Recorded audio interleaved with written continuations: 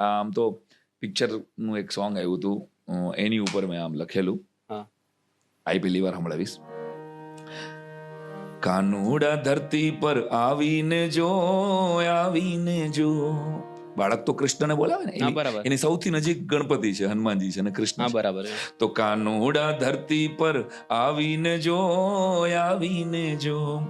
ગોવર્ધન પર્વત જેવું ભારે ખમ, ગોવર્ધન પર્વત જેવું ભારે ખમ, આ દફતર તું મારું ઉપાડીને જો. કાનુડા, હે કાનુડા ધરતી પર આવીને જો, માંડ હજી સપનાઓ જામ્યા જ્યાં હોય, ત્યાં મમ્મીની સંભળાય ત્રાડ. રાસ રમ્યો ગોકુળમાં રાત દીતું, કારણ કે એ વખતે નહોતી નિશા. વહેલા ઉઠી પ્રાર્થનામાં પહોંચી તું જો. મમ્મી, હવે આ સાંભળજો એક પીડા.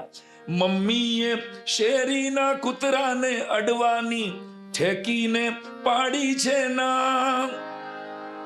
કેવી રીતે મારાથી નાગદમન થાય, આમાં તું જ મને સમજાવી જા. વાહ ભાઈ વાહ. મમ્મીને મારી સમજાવીને જો, કાનુડા ધરતી પર આવીને જો,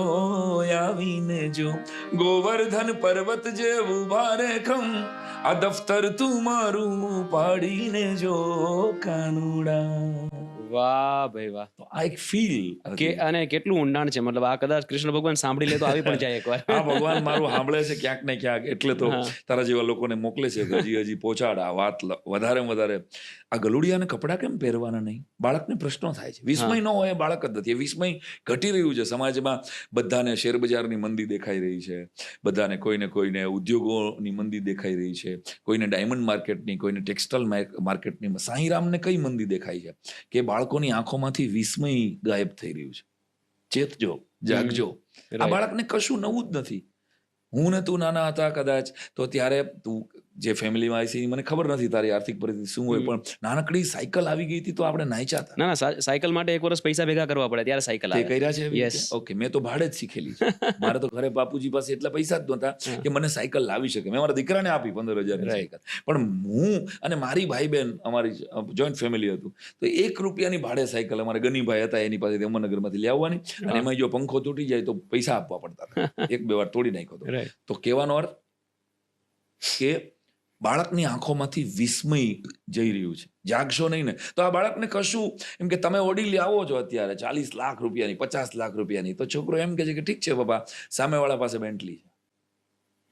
હવે આના ઘણા બધા કારણો છે, આમાં કઈ વાંક ખાલી મમ્મી પપ્પાઓનો જ નથી, સમાજ એટલી. તો તમે એને, તો આમાં મેં આ કવિતામાં લખ્યું છે કે આ ગલુડિયાને કપડાં કેમ પહેરવાના નહીં, મારે તો ચડ્ડીનો ગણવેશ ફરજિયાત, ને બદુડાને ડીલ કેમ ઢાંકવાના નહીં, મીંદડીને જેતપુરની બાંધણી પહેરાવું, અને ડાઘિયાને પહેરાવું જબ્બો, પોપટિયું પીળું ટી-શર્ટ ઠબકારે, અને કોયલનો ફ્રોક મહિમાભો, માતા કહેવાય છે ગાય અગર આપડી, તો સાડીને સેલા એને આપવાના નહીં.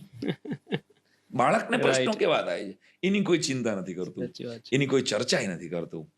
અને મારી આ પેલો પોડકાસ્ટ છે જેમાં તું મને બાળકો માટેના પ્રશ્નો પૂછી લે, બાકી તો મારી કારકિર્દી, મારા સંઘર્ષની યાત્રા, મારા હાસ્યની યાત્રા. તો વાર્તા અને બાળગીત મારી દ્રષ્ટિએ એ બાળકની સર્જનશીલતાને ખીલવે છે. બહુ સાચી વાત. હું એમ મને એક સિરિયલ બતાડવામાં આવે જેમાં કૃષ્ણ ભગવાનની સિરિયલ હોય, અને એમાં કૃષ્ણ સામે આવી જાય એટલે આપણી વિચાર શક્તિ બંધ થઈ ગઈ.